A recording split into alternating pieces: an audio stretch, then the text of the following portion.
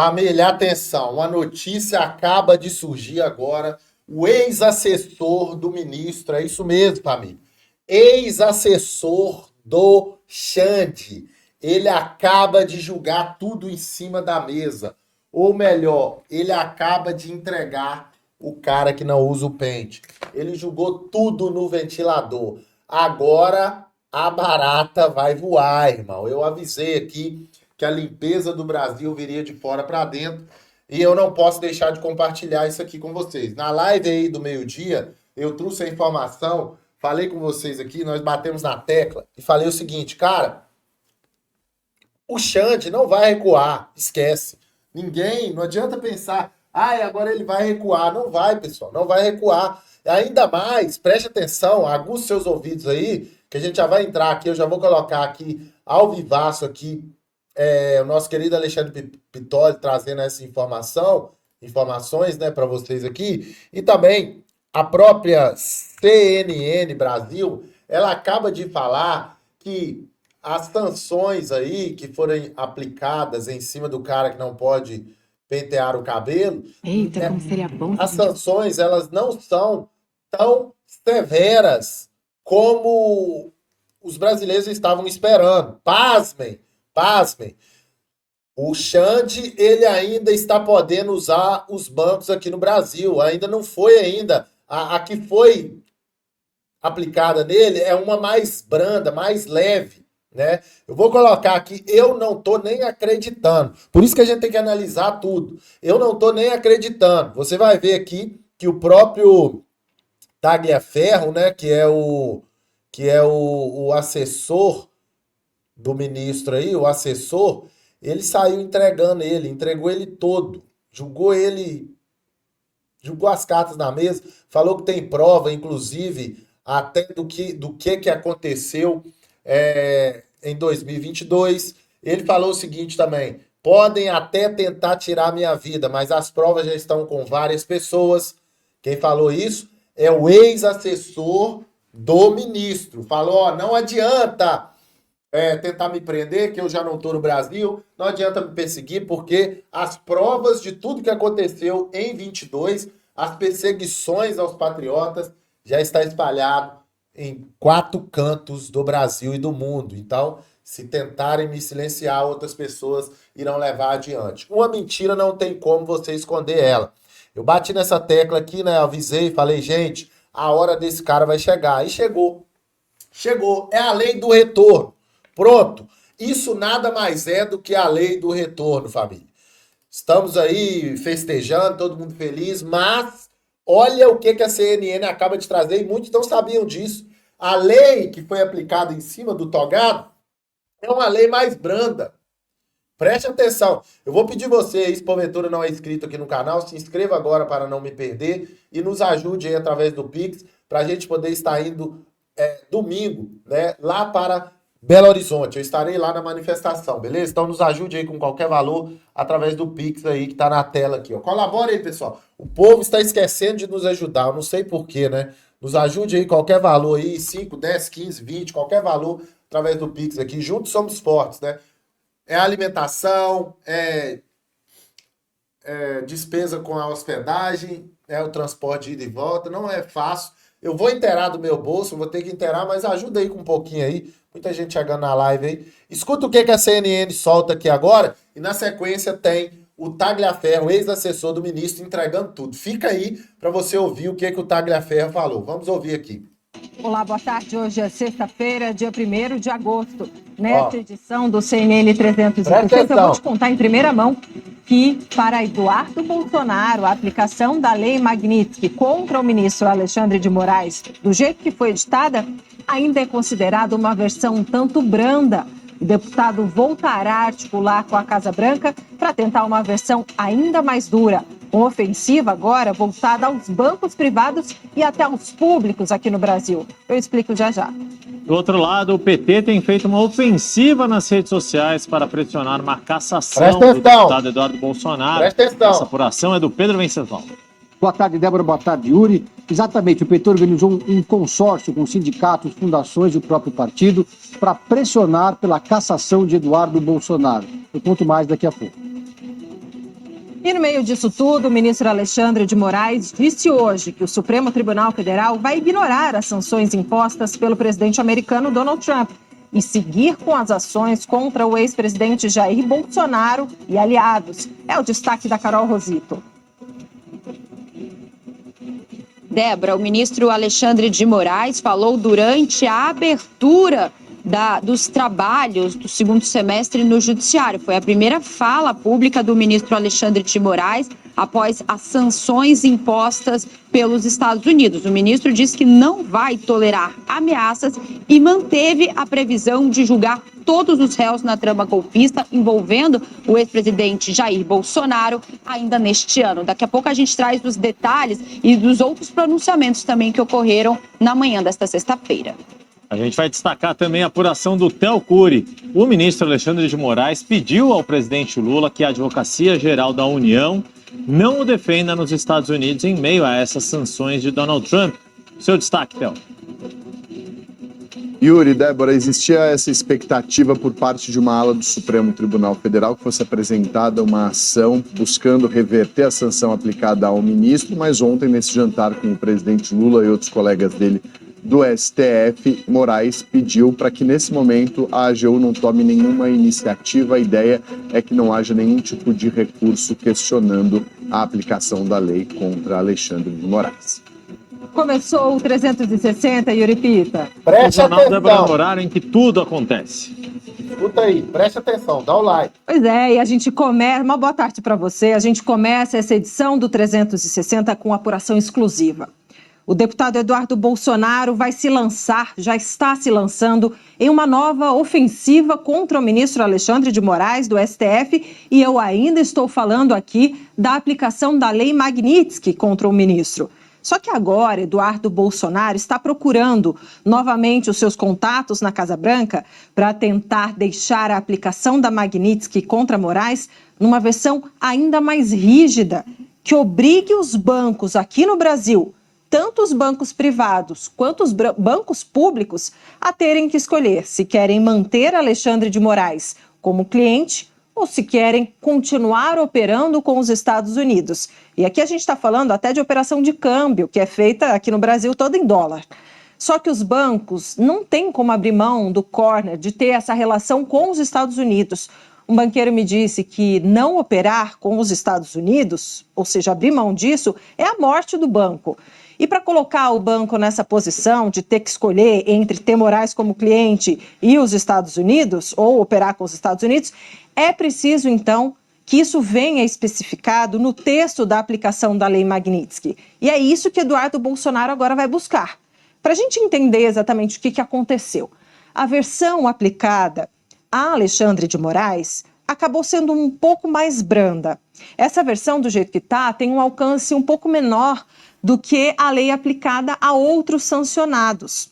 A que foi aplicada a Moraes, então, do jeito que está, não impede que o ministro tenha conta em banco aqui no Brasil, tanto em bancos privados quanto em bancos públicos. Ao contrário do que já aconteceu com outros sancionados por essa lei, que daí eles colocaram especificamente essa previsão de que terá que escolher, que o banco terá que escolher entre ter o sancionado, no caso, se der certo a ofensiva de Eduardo, se mantém Alexandre de Moraes como cliente do banco ou operar nos Estados Unidos. Então, Yuri Pita, eu estou dizendo isso porque não é...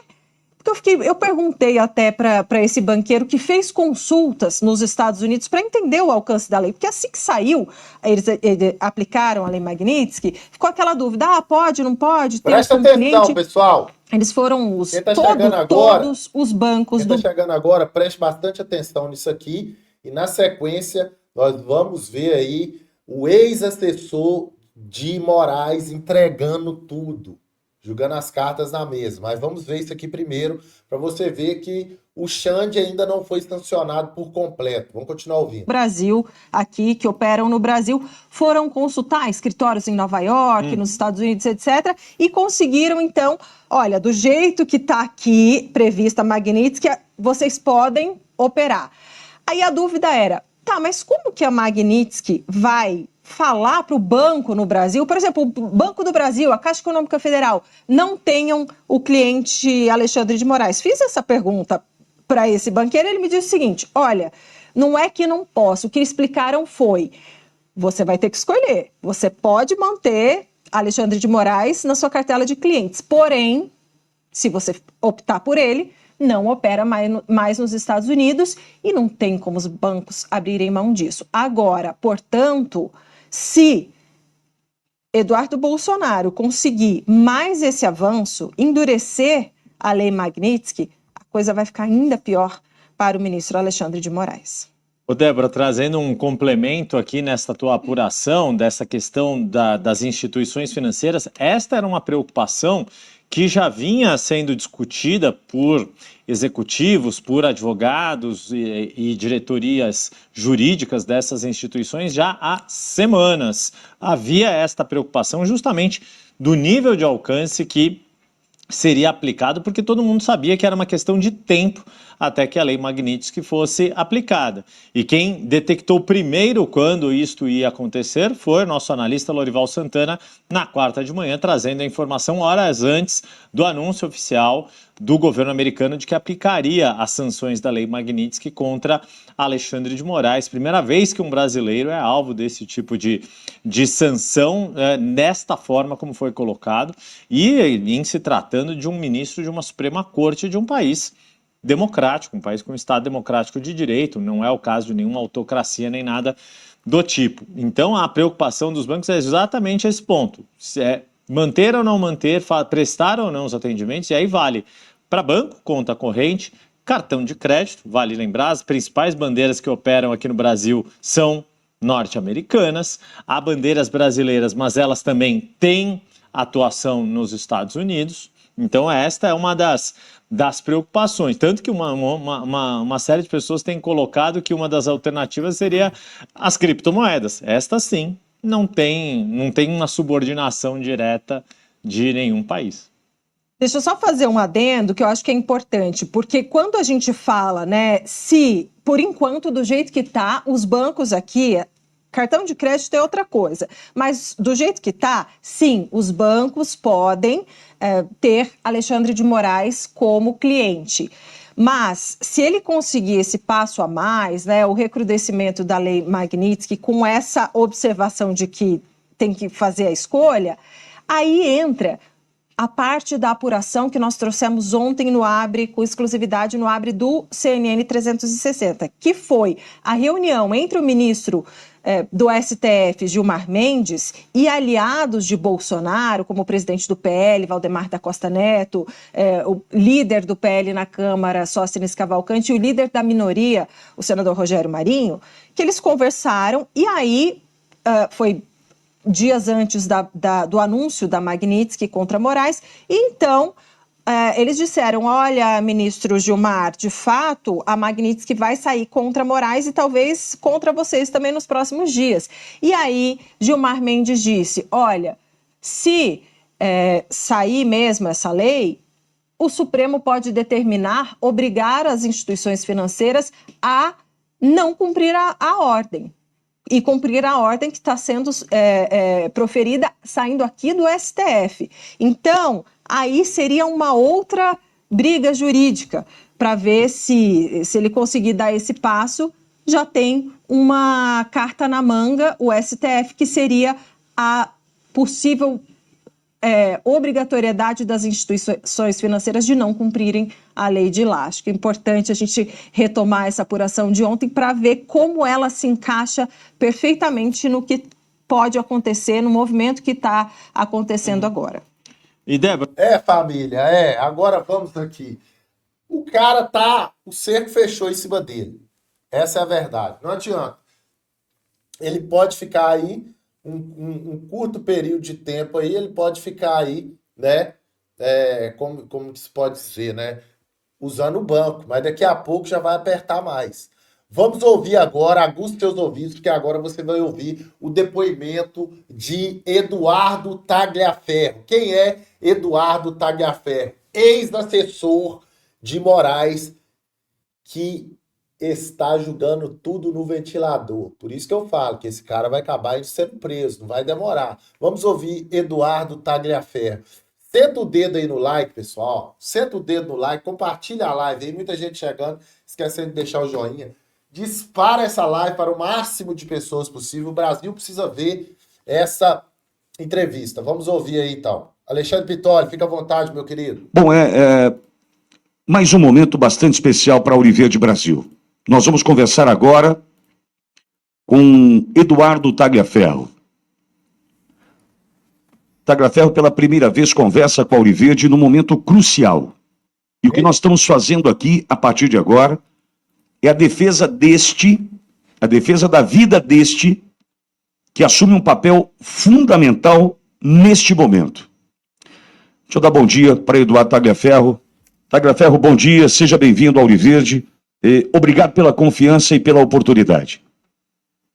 Bom dia, Pitoli, tudo bem? Bom dia a todos do programa, bom dia a todos os telespectadores. É um prazer estar aqui com todos vocês. Fico até um pouco emocionado, porque é um peso muito grande, né? Mas vamos à luta. Por que essa emoção? O que motiva o que faz você começar essa conversa dessa forma, emocionado assim, Tagliaferro? O peso da responsabilidade, né? De ver a situação que está no nosso país e poucos que poderiam fazer não estão fazendo nada. E eu, que talvez não seja nada, seja um pequeno grão de areia, estou aqui dando a minha vida e até minha família em troca de um país e de um Brasil melhor. Qual a tua realidade hoje? O que você está vivendo hoje? O que aconteceu contigo depois que você decidiu fazer o que está fazendo? Bom, depois de quando eu decidi, vou falar a partir de agora, quando eu comecei de fato a ir para cima, né? Muita coisa mudou, muitos ataques, muitos elogios, muito apoio, muita perseguição, entendeu? Uma vida mais dura, mais difícil, com muito receio, entendeu? Eu passei várias noites sem dormir por conta das atitudes de Alexandre de Moraes. Eu sei como ele trabalha, eu sei como ele faz. Você já pensou em si? E assim, receoso, não com medo de uma prisão, viu, Paulo? Não com medo de uma prisão, porque prisão não é para cachorro, prisão é para gente, então disso eu não tenho medo. Com medo de eu ser calado, de eu não poder agir, de eu não poder dar o sustento à minha família, que é o mais importante, junto com o país. E tudo isso que ele vem fazendo, agora ele acabou, não sei se você está sabendo, ele acabou de bloquear todas as minhas coisas, né? Que é a forma com que ele age aí, ele vai tolhindo financeiramente, economicamente as pessoas, para que elas se reduzam a nada e ele continue fazendo o que ele faz. Mas ele não vai me calar, eu não tenho medo dele. Você tem agora tudo bloqueado, bens, contas, é isso que você está enfrentando agora? E ameaças também, Tagliaferro? Eu recebo muita ameaça de esquerda, muita pelo Instagram.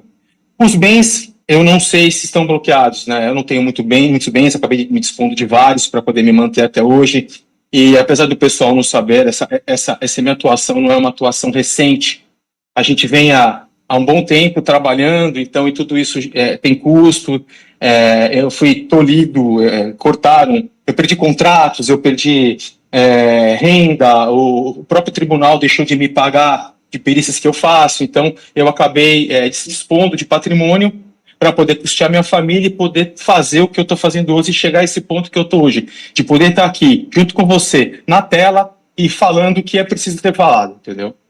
Tagliaferro, explica para o Brasil como é que teu nome vem para a conversa, como é que teu nome vem para a discussão, quando surge o teu nome, explica para a gente o que você fazia, né, e por que o teu nome ganha notoriedade e essa importância agora e a gente lutando pela defesa da tua vida nós estamos, saiba disso, viu, Tagliaferro? Tá.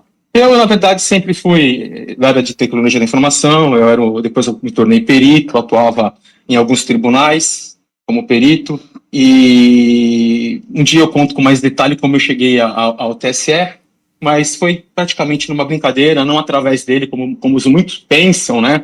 E eu sou um cara muito próximo a ele, braço direito. Não, eu não conhecia. Não conhecia, zero de política. não conhecia político, tá? Existe um episódio até engraçado em um evento que eu tava, que falaram assim para mim, tira foto. Eu perguntei, tá, mas para que eu vou tirar foto? Para mim, não, eu já não babo ninguém, entendeu? Ainda mais tirar foto de político. Aí eu insisti, falaram assim, você não conhece? Eu falei, não, quem é? Era o Pacheco. Então, se eu não conheci o Pacheco, imagina os outros, entendeu? Então, como eu cheguei lá através de uma brincadeira, conheceram o meu trabalho, me chamaram para fazer uma coisa, que era para ser perito no STF, depois, quase em cima da hora, me jogaram para o TSE, entendeu? E lá eu atuava como chefe de gabinete da Assessoria Especial de Enfrentamento à Desinformação, a famosa ED, que era um gabinete responsável em fazer análises, monitorar a situação de redes sociais, da situação, da condição política daquele momento, entendeu? E eu cheguei para poder assumir esse gabinete e, junto com uma equipe, tá ali, vendo o certo e o errado. Foi para isso que eu cheguei lá, tá? Depois de um episódio triste e não real que aconteceu em 2023, onde tentaram e ainda tentam denigrir a minha imagem, e isso com o tempo eu vou provar, tá? Com relação ao tiro, ao disparo, as coisas, vou provar que não foi nada daquilo, que aquilo foi uma armação para que eu fosse derrubado, entendeu? É uma tentativa de atingir Moraes, mas não atingiu ele, atingiu a um pobre coitado, um simples cidadão brasileiro, e a partir dali meu nome começou a surgir em tudo que é lado, em tudo que é lugar, dizendo como eu fosse, entre aspas, o cara que executava tudo, entendeu? O braço direito de Alexandre de Moraes. E a realidade não é essa. Eu não era mais nem menos que um servidor, óbvio que um cargo um pouco mais elevado, que é um chefe de gabinete, e estava ali sob as ordens de Alexandre de Moraes. Então, foi mais ou menos assim que aconteceu. E dali para frente é toda a história que o povo conhece aí, né? Demandas judiciais, perseguido pela Polícia Civil, Polícia Federal, Alexandre de Moraes, o vazamento daquela conversa minha entre o magistrado Ayrton Vieira, que na verdade nunca se atentaram ao conteúdo da conversa, e sim ao fato de quem vazou. Não importa quem vazou, não importa. Importa o que está ali dentro, entendeu, Vitória? E assim, foi totalmente desviado e vieram para cima de mim. Foi tudo isso que aconteceu e é o que está acontecendo até hoje. E agora, graças a Deus, não estou totalmente protegido, porque vocês sabem como funciona, mas eu vim para cá, já tinha planos, independente desse trabalho ou não, de vir para cá, estou aqui. Pode ser que eu não continue aqui, que eu vá para outro lugar, porque esse homem é um ser complicado, ele é um narcisista, ele é um tirano, entendeu? E ele não tem limites para chegar no seu objetivo. Então hoje eu estou aqui e amanhã eu posso estar em outro lado, mas graças a Deus, protegido por boas pessoas.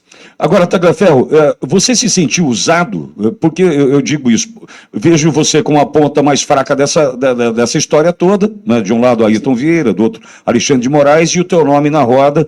Você, como parte mais fraca dessa relação, você se sentiu usado em algum momento? Eu me senti usado pela seguinte coisa, né? Eu fui convocado, né, para poder fazer um trabalho, e na realidade o trabalho, não é que o trabalho fosse outro, mas o trabalho ele estava sendo feito, sendo pedido com viés político, entendeu? Direcionado, e isso não me agradou.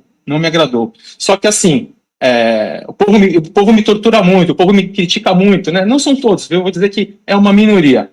Eles me criticam dizendo, mas você fez, você não sei o quê. Primeiro, eles não sabem o que eu fiz, entendeu? Segundo, se estando longe de Moraes é um problema, é um risco, imagina estando próximo ao Moraes. Então, em alguns momentos, a gente tem que se fazer de equipe e brincar, atuar, para o quê? Para a gente estar se munindo de uma coisa que eu sabia que lá na frente seria útil, seria usado, e eu podia tentar de uma forma ou de outra mudar um pouco a história.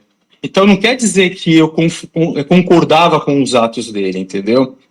Eu simplesmente fazia, óbvio que com muita cautela. Eu posso garantir que meu trabalho não teve qualquer viés político, não teve inclinação e não teve nada que prejudicasse as pessoas, entendeu? Isso eu provo, vai ser mostrado no momento oportuno, mas foi um trabalho pedido a ele, direcionado. Sim, me senti, de fato, usado, mas infelizmente eu não tinha como sair dali estando ao lado do tão grande e poderoso Alexandre de Moraes. Eu imagino, Tagliaferro, e fique à vontade para dizer, olha, essa eu não quero responder, acho que esse não é o momento para responder, fique à vontade. Porque, na verdade, o que a gente está tentando aqui, Tagliaferro, é te colocar numa situação de proteção.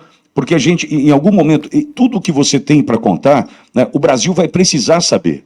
Porque estamos cansados de todo o abuso, né, de toda a crueldade, da maldade, da perversidade, e você teve essa relação muito próxima com o ministro Alexandre de Moraes, e quando eu pergunto se você se sentiu usado, é porque eu entendo que ordens devem ter sido dadas a você, e imagino o Tagliaferro pegando, pô, essa ordem é incumprível, pô, isso aqui não é certo. Como é que se agia diante dessas ordens, né, que muito provavelmente passavam longe das questões republicanas, né, de verdade, Tagliaferro? Sim, aconteceu diversas vezes, entendeu? Ele queria que fosse de uma forma, e uma forma que, primeiro, não era legal, segundo, que não era possível. Não se inventam provas. Se provas foram inventadas, essas provas foram inventadas por ele após o relatório emitido pela ED. Quero deixar bem claro aqui que o pessoal do gabinete da Assessoria Especial de Enfrentamento à Desinformação não era a favor. Eles sabiam que estava errado, eles sabiam que não era legal, eles não estavam confortáveis, eles se sentiam ameaçados, eles se sentiam assustados, e eu, como um líder, não podia deixar esse povo sozinho. Não podia deixar sozinho. Entendeu? Muitas vezes, de fato, foi feito coisas que, fala, não dá. Você vê o próprio vazamento ali, a conversa minha entre Ayrton Vieira, em que ele fala, o ministro quer isso, o ministro quer aquilo. E eu respondo com relação à Revista Oeste. Não tem nada de criminoso ali. O que tem ali são matérias jornalísticas. Então, Ayrton Vieira, não com intenção maldosa, mas sabendo como é o chefe, falou, cara, usa sua criatividade. Só que assim, a gente sempre falava em termos descontraído, porque se a gente fosse ser turrão, sofrer, expressar, a gente não vivia. O trabalho já era muito tenso, a gente era muito pressionado. Então a gente tinha que, pelo menos, dentro da desgraça, tentar descontrair. Então, aqui, isso prova, aquele áudio prova a forma, como eu trabalhei. Não tem invenção em relatório, não tem maldade em relatório, não tem. Óbvio que tem, de fato, sim, um direcionamento para a direita. Tem sim, mas não tem criminoso. A AED não trabalhava de forma criminosa. Todos os servidores que estavam lá eram servidores que estavam trabalhando sem querer, daquela forma. Mas, como eu e eles, da mesma forma, não tínhamos outra opção. Sob pressão, então, né? Eu acabo entendendo. Exatamente. Sob pressão, né? Exatamente. Quem vai em desencontro? Quem vai contestar a ordem de um ministro? Ninguém. Muitas vezes saia quebra-pau dentro da assessoria, quebra-pau mesmo, de gente, eu não vou fazer, eu não sei o quê, e eu me vi numa situação, porque eu era o elo entre eles e a presidência, né, a presidência que eu digo do TSE, e assim, eu era cobrado de um lado, eles não queriam fazer do outro, eu me sentia desesperado, então eu tive que, muitas vezes, tomar rédea. Um caso que eu tomei a rédea é o caso das certidões dos presos de 8 de janeiro. Ninguém queria assinar aquilo. Apesar de ter vindo tomar a decisão do ministro, que não foi na ordem legal, para que a assessoria fizesse, o STF, sim, está dando uma ordem a um tribunal que está inferior a ele, a gente tinha que cumprir. Mas o pessoal tinha medo. Então, eu como homem, como cidadão, remando junto com eles, falei, podem assinar, eu vou assinar todas juntos com vocês. Porque se algo acontecer a vocês, vai acontecer comigo. Nós estamos juntos nesse barco. E eu fiz isso. Se vocês olharem todas as certidões emitidas pela ED, estão todas assinadas por mim como chefe de gabinete. Fiz questão. Não pesquisei. Quem pesquisou foi o meu pessoal. Mas eu fiz questão de, como homem, assinar todas junto com eles, para que eles não ficassem naquele barco sozinho. Entendi. Agora, Tagliaferro, aqui comigo, Eduardo Bogo. O Bogo é meu amigo, é um irmão que eu tenho. Quero que você entenda que você está entre pessoas que querem te proteger, querem te ouvir, né, querem te acolher. Quero que você entenda isso, por gentileza. Né, e o Bogo tem uma questão para você aqui. Pois não, Bogo? Bom dia, Eduardo Tagliaferro. Parabéns pela coragem, pela luta, tá? O Brasil acho que entende, nós entendemos ao menos, o sofrimento que você tem passado, de mudar a sua vida, uma vida de uma pessoa técnica, para entrar nesse furacão, mas a história, como você está disposto, precisa saber desses detalhes, porque você, pelo que passou ali na AED, tem informações importantes que irão ali esclarecer muitos fatos que ainda estão obscuros, né, em relação às autoridades. Eduardo, quem que você como chefe, né, de gabinete, chefe da AED, o gabinete, a assessoria, era ligada diretamente à presidência do TSE, né?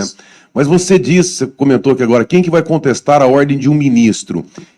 Existia ali uma ordem do Alexandre de Moraes direto ou de outro ministro na orientação da forma como o trabalho deveria ser feito? E desde já, Eduardo, já deixando claro que nós sabemos que existem limitações, até porque eu vi outro material que você teme até pela sua vida, tá? Então fique tranquilo para responder como você entender necessário, os limites que você tem para responder, porque nós sabemos o quão delicada é a situação. Então, existia ali uma ordem, uma submissão, ainda que emocional, direta, do ministro Alexandre de Moraes, dando as diretrizes de como o trabalho deveria ser feito? Bom dia, muito obrigado. É um prazer estar falando com você também. Boa pergunta. Assim, existia a ordem, sim, existia a forma do jogo, mas ela não era passada diretamente de Moraes a mim, e sim de pessoas, de fato, muito próximas a ela. Muito próximas a ela. Falei com ele algumas vezes, sim, sabia qual que era o direcionamento dele, mas existia sim, um direcionamento de como deveria ser feito e o que deveria ser feito, entendeu? E existia até nomes, eu não vou dar muito detalhe, eu não posso dar muito detalhe, porque é o que vocês já sabem aí, Sim. É um material muito rico, é um material muito complexo, muita coisa serve, muita coisa não serve, e esse material a gente não pode ficar toda hora jogando na internet, falando como muitas vezes o povo quer, achando que é frescura, que eu quero ganhar like, que eu quero não sei o quê, entendeu? Não, é que a coisa que a gente está lidando com uma pessoa poderosa, e a gente tem que fazer as coisas com estratégia, entendeu? Mas existia, sim, de fato, um direcionamento. E também, com todas as ressalvas, nós sabemos do quão delicado é o assunto, né, Pituali? Mas esse termo que vocês trabalhavam lá com desinformação e combate à fake news, nós vimos que foi um termo ali criado na USAID. E existem denúncias que a USAID teria interferido ou pelo menos participado de processos fora dos Estados Unidos. Nesse sentido, novamente, Eduardo, da forma que você está a par do que está acontecendo, das denúncias, dos documentos e das consequências. Você conseguiu encontrar alguma relação externa ao TSE, de alguma organização, não necessariamente da USAID, e pode ser o mais sucinto, o mais superficial possível, porque nós vamos entender. Existia ali, para fazer o seu trabalho técnico de desinformação no sentido literal, ou uma forma mais abrangente com orientações externas? Eu citei aqui a USAID, mas podendo ser de outras entidades. Eles abrangiam essas informações direcionadas a um objetivo, Eduardo? Se existia, a mim nunca chegou. Eu nunca tive essa informação, nunca tive esse contato. Eu me limitava justamente ao gabinete, entendeu? O meu trabalho era o gabinete, era um trabalho muito puxado, executado por 8 pessoas, entendeu? Um número muito pequeno de servidores, com um volume muito grande de trabalho. Então, isso eu nunca tive acesso, nunca me falaram nada, nunca vi. Não posso também ser injusto, né? A gente tem que falar sempre a verdade. Mas o que eu vi, às vezes,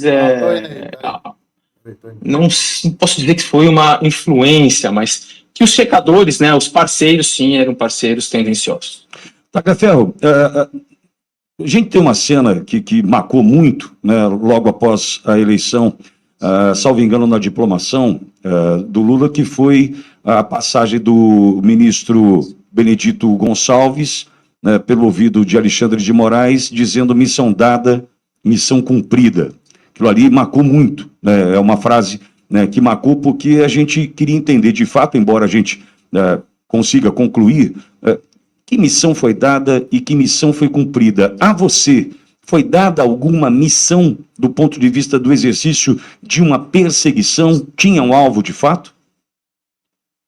Não foi a mim dada uma missão, entendeu? Alvos tinha, eu não posso falar neste momento, mas eu não posso te dizer como eu vou te falar o que era essa missão, conversa entre os dois, mas assim, depois de tudo que aconteceu, presume-se que a missão era eleger quem está eleito. Perfeito. Agora, Tagliaferro, uma outra situação, né? Há um ano aproximadamente, talvez um pouco mais, ou aproximadamente um ano, a gente começa a receber aquela informação dos 6 gigas que chegaram à mão do Glenn Greenwald, e a Folha começa a publicar, e naquele momento, né, um estadalhaço, e todo mundo olhando para um ponto onde a gente imaginava ali ser um ponto de inflexão na mudança de conduta do ministro Alexandre de Moraes em função da exposição. O ministro deu de ombros e seguiu a toada, esticando a corda, né, com a perseguição, enfim, né, ele fez de conta que nada aconteceu. E a Folha de São Paulo deixou de publicar. Segundo o Glenn Greenwald, é porque não havia nada mais importante ali dentro do 6 GB para ser publicado. Você tem ciência do que vazou, do que chegou ao jornalista, entende que tem muita informação ali para chegar a conhecimento agora da justiça? Olha, o que eu posso te afirmar é que, pelo que eu andei vendo, eles não têm o material completo, mesmo porque o material completo não contempla 6 gigas. 6 gigas de documentos é muita coisa. Sim. Muita coisa. E assim, os vídeos que tem, quando vem, são muito poucos vídeos. Fulano de tal mandou um vídeo para analisar. Não é muito grande, é muita coisa. Então, não existe os tais 6 gigas de informação. Mas existe sim um volume considerável, com coisas de grande valia que estão em meu poder, entendeu? Mas não vejo ali que seja esse volume. Outra coisa que você me perguntou com relação ao fato de eles não terem divulgado mais coisas, não sei se é por conta de não ter um conteúdo suficiente, porque pelo que eles publicaram ali, eu até sei de onde estava aquele material, entendeu? Então, se eles pegaram daquela pasta, daquele material, tinha sim mais coisas. Talvez por pressão, talvez por não confiança e achar que aquilo não era suficiente e não resguardava eles. Porque hoje, eu era muito leigo, mas hoje eu sei que a imprensa, principalmente os grandes veículos internacionais, eles só divulgam, pelo menos é a regra, né? Coisas com que eles conseguem, dentro da sua fonte, ter ali um alicerce, ter ali uma base, para falar, puta, de fato isso aqui é verdade, e se der um problema na frente, está resguardado. Então, eles até tinham, entendeu? Acho que talvez, por eu não ter participado disso, eles não tinham como entender da coisa. Porque assim, as coisas são muito jogadas. Não tem uma sequência, muitas vezes, cronológica, né? Nós que fazíamos o trabalho sabíamos o que era, mas uma pessoa olhando por fora não vai conseguir saber tudo. Entendi. Agora, Tagliaferro, e qual é a tua decisão? O que você decidiu fazer, né, com tudo o que você viveu, a pressão que você sofreu, a perseguição agora, é nítida a perseguição, já vista que você agora tem contas bloqueadas, né, mais um com contas bloqueadas. Qual é a tua decisão? O que você decide fazer a partir do que você está vivendo e do que você viveu? A minha decisão é, se preciso for, pagar com a minha vida para tentar resolver isso, para tentar salvar o país. Porque eu acredito que eu hoje sou peça fundamental para que isso aconteça. Pode ser que eu não consiga, com tudo que eu tenho, mas eu vou lutar até o último segundo, eu não tenho medo, vou lutar até o último segundo para que o Brasil saia dessa merda e ele não fique mais no poder. Tagliaferro, no timeline eu acompanhei a sua entrevista, a sua conversa lá com o Alan, e você disse que em agosto de um determinado ano, algumas informações lá tiveram que ser deletadas. Não sei se até onde você pode dar falar um pouquinho a mais disso, por quê, o que seria, o porquê que foram deletadas e se alguém mandou deletar essas mensagens. Alguém que mandou foi ele, indiscutivelmente foi ele. Eu não posso dar maiores detalhes. Na verdade, ele sempre mandou deletar todo o conteúdo que a gente conversava em grupos. ou em conversa entre pessoas. E eu não fiz isso. Não fiz isso. E ele que você diz é não o só eu. ministro? Alexandre de Moraes. Eu não fiz isso, e como muitas outras pessoas que estavam bem próximas a mim também não fizeram. Não fizeram, entendeu? Eu não posso entrar em mais detalhes com relação a isso aí, por quê? Deixa eu explicar. Ele sabe o que quer, porque ele não é otário. Mas se eu for detalhar tudo que eu tenho, tudo o que vai ser feito, ele pode tentar, lá dentro, como ele sempre fez, manipular para falar, não, isso não é isso não é aquilo. Mas eu tenho como provar a manipulação. Eu tenho como provar. E eu vou provar. E Eduardo, você teme pela sua vida? Eu não tenho medo de morrer, cara. Independente dessa situação, eu nunca tive medo de morrer. Eu só peço a Deus que eu não morra afogado e nem queimado. Mas eu não tenho medo de morrer. Eu não tenho. Zero.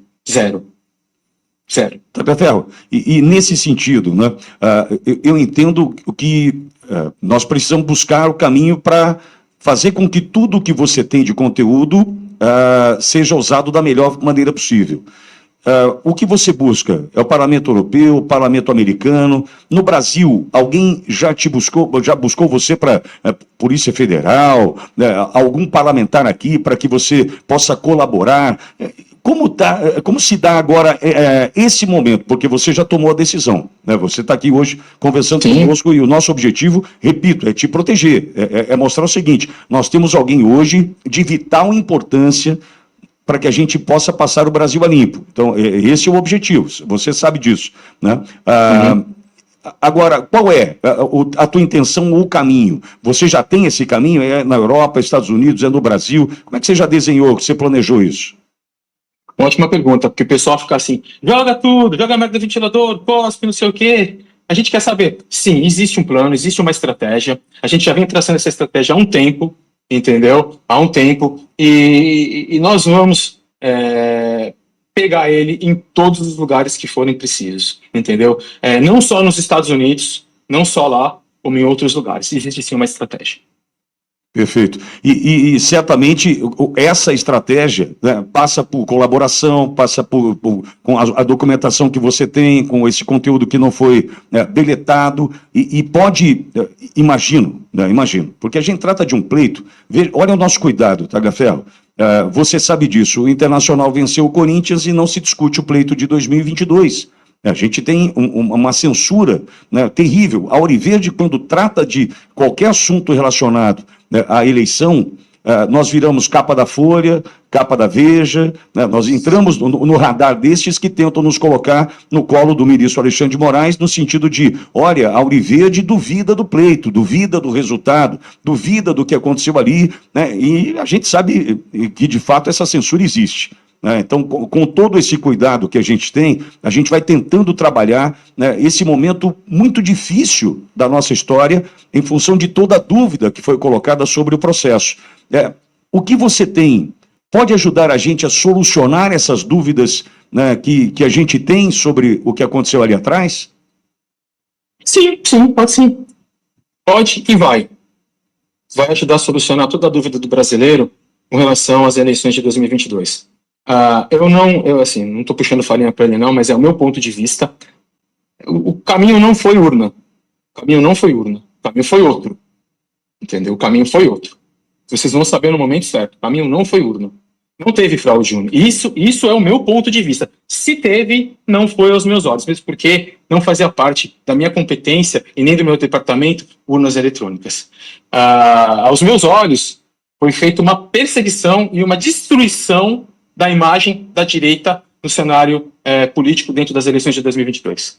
A questão de não poder tratar, por exemplo, o presidente Bolsonaro em sua campanha não podia usar imagens do 7 de setembro, não podia usar imagens do funeral da Rainha Elizabeth, não podia dizer que Lula era amigo de ditador. Essas questões, você entende que atrapalharam e trouxeram esse resultado?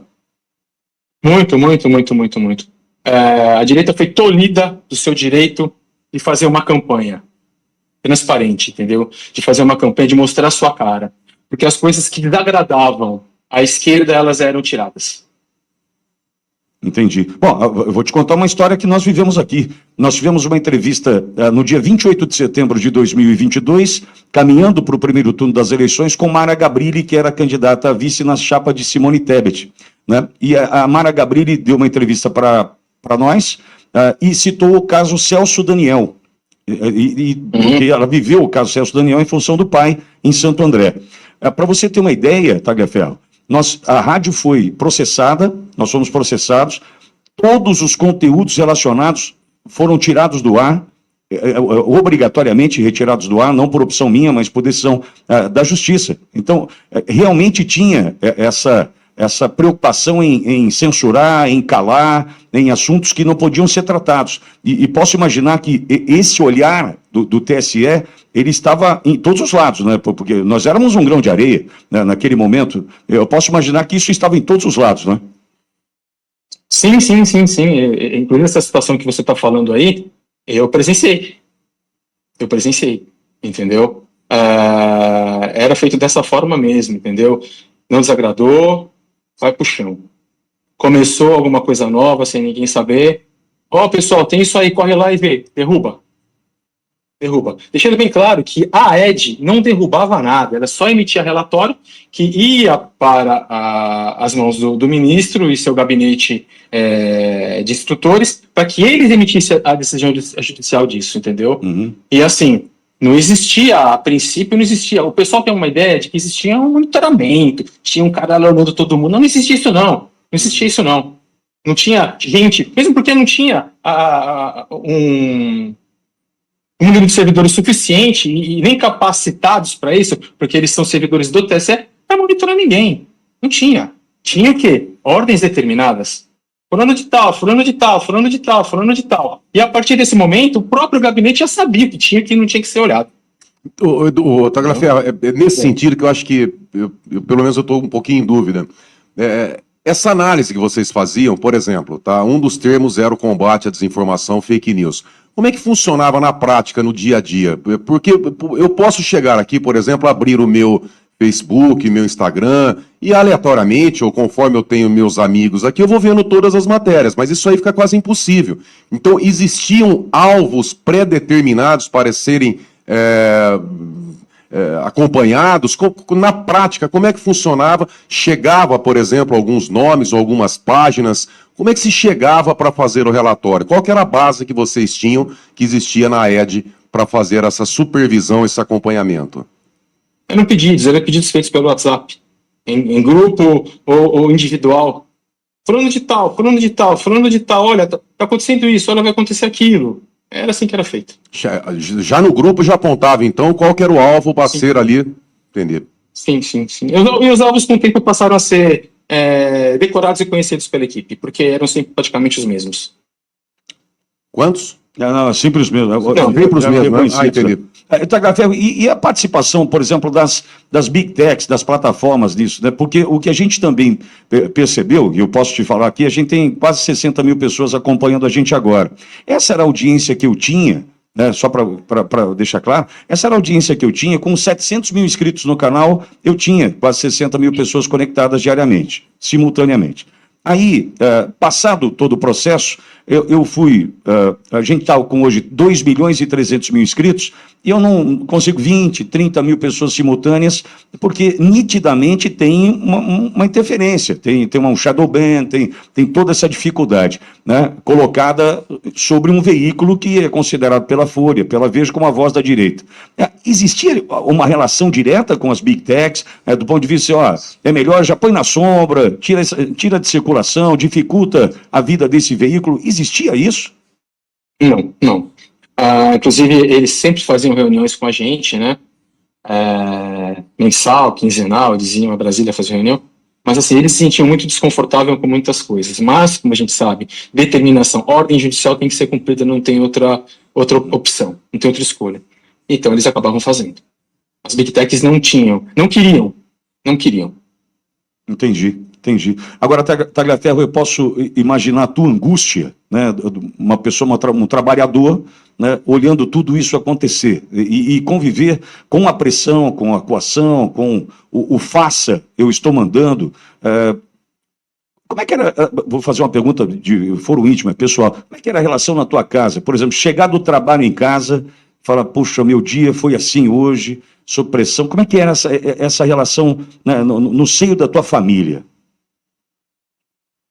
Eles não sabiam do que acontecia, porque eu não tinha nem muito tempo de conversar com eles. Eu ia muito poucas vezes a São Paulo, eu ia no final de semana, e quando eu ia a São Paulo, eu fazia de questão de ficar com a minha família, entendeu? E não comentar situações políticas, coisas de trabalho. Então isso elas nunca ficaram sabendo, não participavam.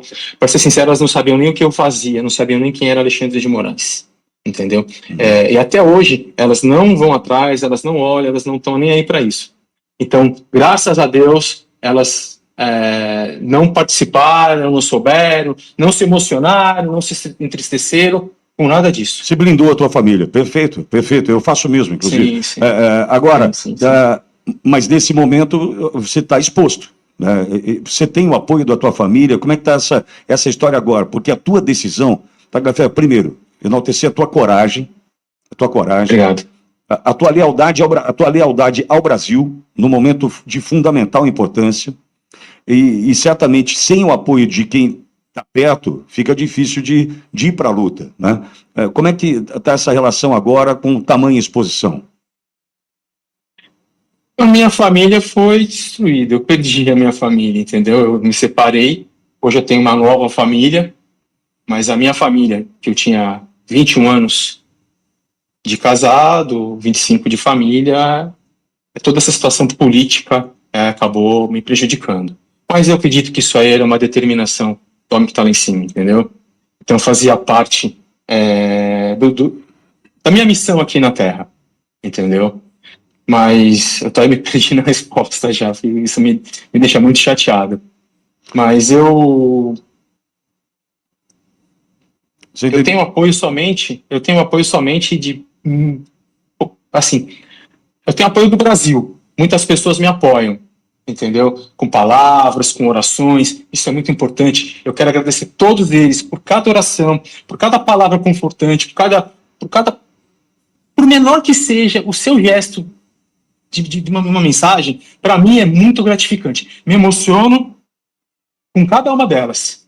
Então é isso que eu tenho hoje, porque eu vou ser sincero com você, apoio empresarial, apoio político, zero.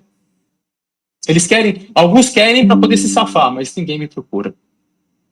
Ninguém te procura? Não, quem me procurou, na verdade, quem mandou foi lá o Magno Malta, pedindo para eu aparecer lá na comissão, não tinha como, entendeu? Infelizmente eu não tinha como. Deixa eu ver quem mais. Magno Malta. De político só. Tamanha importância do que você tem, né, para fazer pelo Brasil e... Não, o conteúdo. O Brasil, olha. O Tagliaferro, Oi. Além de jornalista aqui na rádio, eu sou vereador no município de Bauru e advogo na área criminal há 20 anos, tá? Atuo na área política há 30 anos. E o conteúdo seu é uma bomba atômica. Por quê? Porque não que você diz diretamente, tá? Que é uma análise que eu estou fazendo. Essa operação, essa forma de trabalhar da AED, ela vem de encontro, por isso que eu perguntei anteriormente na questão da USAID, porque se eu tiver errado aqui, você me corrija, por favor, mas a AED foi criada em março de 2022, correto? Ela já existia, o nome AED sim, mas pelo que eu entendi, ela já existia desde a época do Fachin Barroso, entendeu? Mas ela só tinha atuação, ela era nomeada, vamos colocar entre aspas, né? Naquele momento. Depois, sim, de fato, nesse período que você me falou, ela foi criada como um gabinete permanente dentro do TSE. E aí, em agosto de 2022, que você entra como chefe de gabinete, que você acaba participando da ED. Sim. Então, em agosto de 2022, quer dizer, ela era um outro nome, era um outro foco de atuação, uma outra forma de trabalho. Quando você entra, estou acho que juntando as palavras suas com outras entrevistas que eu acabei acompanhando. Quando você entra, você deixa claro que tinham focos, tinham alvos ali, e pelo que eu levantei, que nunca eram da esquerda, sempre da direita.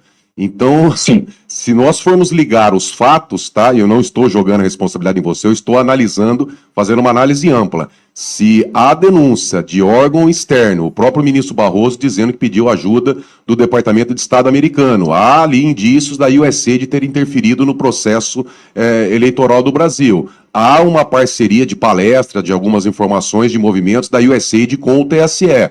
Você que trabalhou na chefia de gabinete da AED, ligada à presidência do TSE, dizendo que existiam alvos específicos onde vocês cumpriam ordens que algumas pessoas tinham que ser monitoradas. A conclusão que eu consigo chegar, que o Brasil consegue chegar, é que houve uma interferência externa onde foi criado um órgão ou mudado o nome para interferir na eleição do Brasil. Isso é gravíssimo, gravíssimo. E você dizendo que tem o backup, que tem as provas de todas as conversas e de todas essas provas, você tem simplesmente nas suas mãos a prova do que de tudo que aconteceu de grave no Brasil. Portanto, acredito, por isso que eu perguntei se você tem medo pela sua vida, que a sua vida tem que ser preservada, tá? Você é uma pessoa de coragem, é óbvio, mas sua vida tem que ser preservada, sua, da sua família. Por isso que nós pedimos aqui, como os jornalistas, né, que preservem a sua vida, que te deem segurança e proteção, e desde já, agora na situação como cidadão e brasileiro, agradecendo pela sua coragem, porque o que você tem pode trazer luz à realidade do Brasil. Sim, sim. O que eu posso te falar é que, em relação a essa situação de interferência externa, eu desconheço, eu não tive... Acredito que existe um objetivo maior, mas que nunca chegou a mim. A mim só chegava o quê? O que tinha que fazer.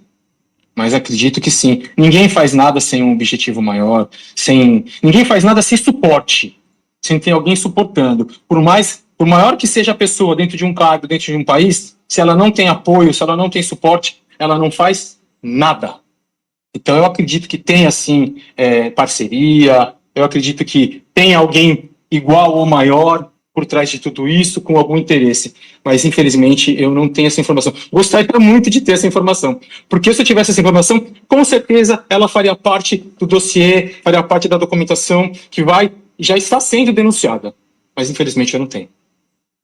E você já está em contato com parlamentares da Europa? Também tem notícias nesse sentido para denúncias nos Estados Unidos? Como é que estão as denúncias escritas mesmo, com provas? Como é que estão nesse sentido, Eduardo? Eu já tenho contato, não de hoje, né? Eu já tenho contato, sim, a gente está trabalhando, fazendo novas alianças, buscando pessoas que estão com o mesmo objetivo da gente, com a mesma intenção.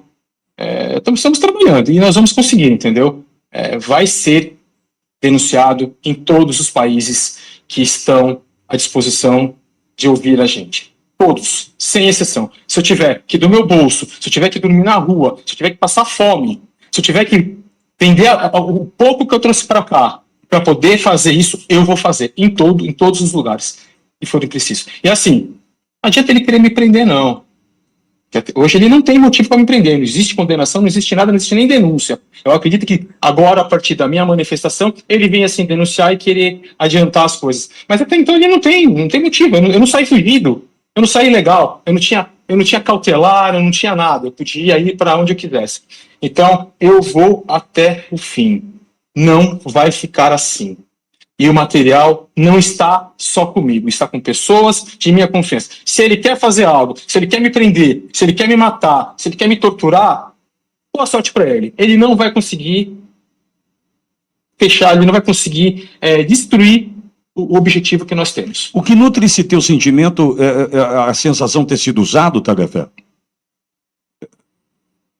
Eu não vou dizer nem que é a sensação de ter sido usado, porque a gente é usado na vida, em várias situações, a vida inteira, né? Sempre tem alguém usando a gente, entendeu? O que me nutre essa vontade, esse meu desejo, não é nem pela direita e não é nem pela esquerda, é pelo país. Eu luto pelo Brasil. Entendeu? A esquerda pode falar que eu sou de direita, a direita pode falar que eu sou de esquerda. Não. Eu sou um cidadão brasileiro indignado, que não aceita a condição que está o nosso país hoje, vendo essa ditadura, sabe? Essa ditadura não oficial, mas sim, não teórica, não oficial, mas sim em prática, e eu não aceito. Eu não aceito. Óbvio que a minha tendência é de direita, entendeu? Mas eu não aceito como cidadão. Eu não defendo nem lado A e nem lado B. Eu defendo a justiça, eu defendo o certo. E eu vou até o fim com isso. Pelo Brasil. Tagliaferro, eu quero dizer que, para nós hoje, enaltecendo a tua coragem, a gente também usou da mesma para ter você aqui. Você sabe disso, né? Nós estamos no Brasil da perseguição, né? No Brasil dessa ditadura que aí está, E quero lhe dizer, no que for possível, e você entender que o nosso trabalho pode ser importante para a divulgação dos teus passos aí, até onde a gente conseguir, pode contar com a gente, viu, Tagliaferro? Tamo junto, eu conto não só com vocês, como todos do Brasil. Todos. Não precisa me apoiar com valores, não. Me apoie com palavras, me apoie divulgando, apoie indo atrás, sabe? Divulgando coisas não fakes, coisas reais, sabe? Pesquisando. Façam isso. Isso já ajuda bastante a mim. Eu tô dando os meus passos com o que eu posso. E vou ver até onde eu consigo. Mas eu não vou desistir. E muito obrigado mesmo pelo apoio, pela oportunidade, entendeu? Obrigado ao seu público, obrigado a todos. Eu fico muito feliz por poder estar fazendo parte de tudo isso, por poder ajudar o país. O meu objetivo é o mesmo de todos, é o Brasil. Ferro, ore bastante. Deus é maior. E a gente está em oração por você, pode ter certeza disso, por nós, pela audiência, pelo Brasil, né? Um Brasil que está vivendo um momento diferente.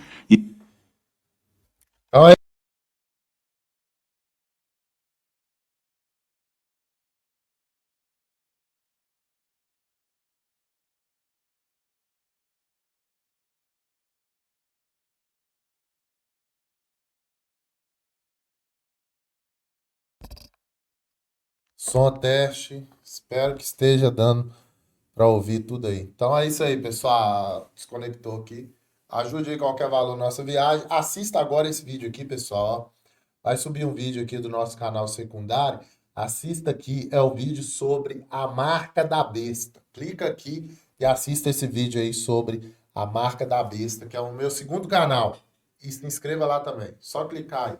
Veja lá. Tem muita gente aqui que não vai lá no canal. Aí não dá, né? Assista aí, clica aí e veja esse vídeo aí. Valeu, falou!